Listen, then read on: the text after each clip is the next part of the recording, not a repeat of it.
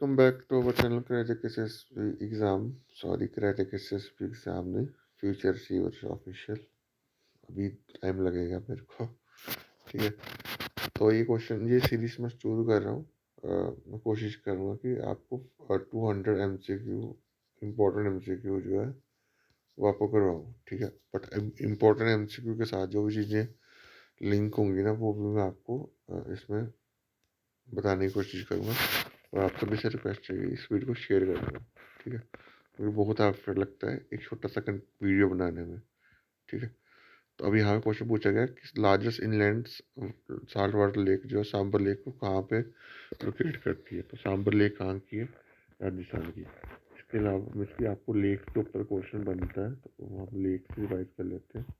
ठीक है, सांबर लेक जो है वो राजस्थान की। अब यहाँ ये भी क्वेश्चन पूछा था कि लार्जेस्ट फ्रेश वाटर लेक जो है वो कौन सी है। लार्जेस्ट फ्रेश वाटर लेक जो है वो हमारी बुल्लर लेक है। और उसके बाद largest brackish water lake Chilika lake जो उड़ीसा की है। और largest salt water lake Sambhar lake जो साल्ट वाटर लेक भी है हमारी राजस्थान की। उसके बाद लॉन्गेस्ट लेक अगर पूछेगा इंडिया की तो वो कौन सी वेबनाड लेक।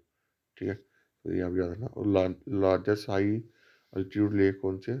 चोलामू लेक जो कि सिक्किम की है।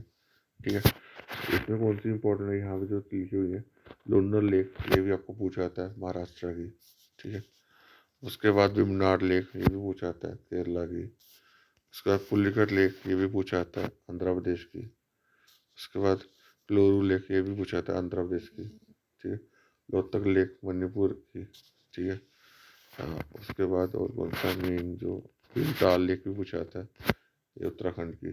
ठीक है, तो ये कुछ इंपॉर्टेंट लेक्स हैं यहाँ से जो है वो क्वेश्चन पूछे जाते हैं। ठीक है, तो मैं इमेजेस जो है शेयर कर दूँगा, आपको इसको रिवाइज कर लेना। ठीक है, उसके बाद नेक्स्ट क्वेश्चन जो ये मेन क्वेश्चन आपको करवाने की कोशिश करूँगा। उसके बाद क्वेश्चन पूछा कौन सी किसने गुलामगिरी बुक जो है वो लिखी हुई है। तो गुलामगिरी बुक जो है ज्योतिबा फुले ने लिखी थी। ठीक है, ये आप याद रखना। उसके बाद जो है B.R. अम्बेडकर जो है वो ड्राफ्टिंग कमेटी के चेयरमैन थे। ठीक है, B.R. अम्बेडकर जो है ड्राफ्टिंग कमेटी के चेयरमैन थे। ठीक है, ड्राफ्टिंग कमेटी के और लॉ मिनिस्टर भी थे हमारे फर्स्ट लॉ मिनिस्टर जो B.R. अम्बेडकर ही थे। ठीक है, उसका जो ज्योतिबा फुले की वाइफ है सावित्रीबाई फुले और वो जो है फर्स्ट फीमेल टीचर थी इंडिया की। ये भी क्वेश्चन पूछा था कि फर्स्ट फीमेल टीचर इंडिया की कौन थी। तो वो उनका नाम था सावित्रीबाई फुले। ठीक है, उसके बाद जो है ज्योतिबा फुले की जो बुक एक बुक थी गुलामगिरी कौन सी लैंग्वेज में लिखी गई थी? मराठी लैंग्वेज में। ठीक है, ये भी क्वेश्चन पूछा था मराठी लैंग्वेज में लिखी गई थी।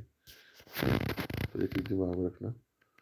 उसके बाद बोलते कौन सा आर्टिकल जो है वो सिटीजनशिप से डील करता है। तो आर्टिकल जो है आर्टिकल 5 जो है सिटीजनशिप से डील करता है। ठीक है, तो इसको थोड़ा सा रिवाइज कर लेते हैं। इसके यहाँ पे मैंने चीज़ लिखी हुई है, लिखी नहीं हुई यहाँ पर इमेज ली हुई है। Article 1 to 4 union and territory. Article article 4 part 2 article 1 to 4। ठीक है, पार्ट्स पहले याद रखो। पार्ट 1 जो है union and territory, part 2 citizenship, part 3 fundamental right, part 4 TPSP, part 4A जो है फंडामेंटल ड्यूटी, पार्ट 5 जो है वो आर्टिकल्स आते हैं यूनियंस प्रेसिडेंट लेजिस्लेटिव के, पार्ट 6 जो है आगे। मेन चीज़ आप पहले ये यहाँ तक पढ़ो पार्ट 4 तक।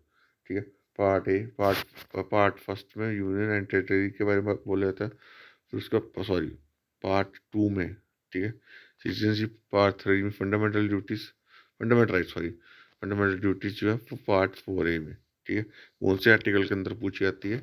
ये आपकी आर्टिकल 51A। ठीक है, और संसदीय कमेटी जो है इन्होंने रिकमेंडेशन जो है वो करी थी। ठीक है, ये भी अब याद रखना। उसके बाद आर्टिकल 36 से 51 जो है कौन से किससे रिलेटेड करता है? DPSP से। ठीक है, ये आप याद रखना।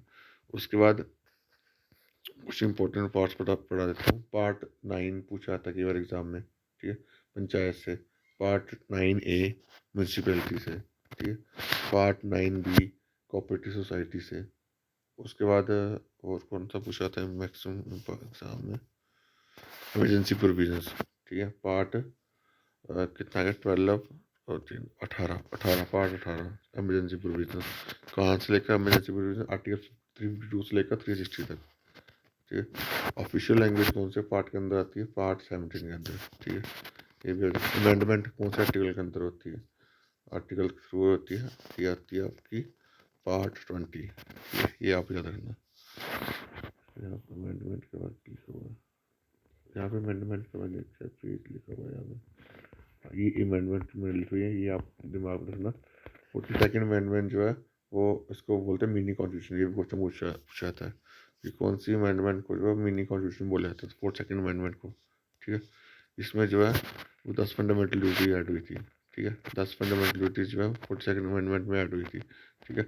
और 11वीं फंडामेंटल ड्यूटी कब ऐड हुई थी, वो 86 अमेंडमेंट थी, कब हुई थी, 2002 में, ठीक है। तो उसके बाद जो 42वीं अमेंडमेंट थी, इसमें सोशली सेकुलर और इंटीग्रिटी वर्ड जो है वो ऐड करा गया था प्रीएम्बल में। उसके बाद 44 अमेंडमेंट थी 1978 में, इसमें राइट टू प्रॉपर्टी को रिमूव करा गया था। तो ये भी क्वेश्चन पूछा था, राइट टू प्रॉपर्टी को उनसे अमेंडमेंट में रिमूव करा गया था। उसके बाद 61 अमेंडमेंट थी, जिसमें वोटिंग एज को रिड्यूस करा गया था 21 से 18, ठीक है। ये भी आप याद रखना। उसके बाद और क्या है, हाँ जब ये उसके बाद बात पढ़ते हैं, मैंने पढ़ा दी फंडामेंटल राइट वाला, तो पढ़ा दिया मैंने, 86 अमेंडमेंट वाला पढ़ा दिया हुआ है। 101 में अमेंडमेंट कौन सी है, जीएसटी की, ठीक है। ये भी अब याद रखना, ठीक है। और 91 अमेंडमेंट जो है वो एंटी डिफेक्शन लॉ को इम्प्लीमेंट करने की, ठीक है। तो ये चीज़, उसके बाद एक और चीज़, हाँ यहाँ से भी क्वेश्चन पूछा जाता है यार, मिनिमम एज बताओ लोकसभा मेंबर की कितनी होती है, 35 साल हो जाएगी।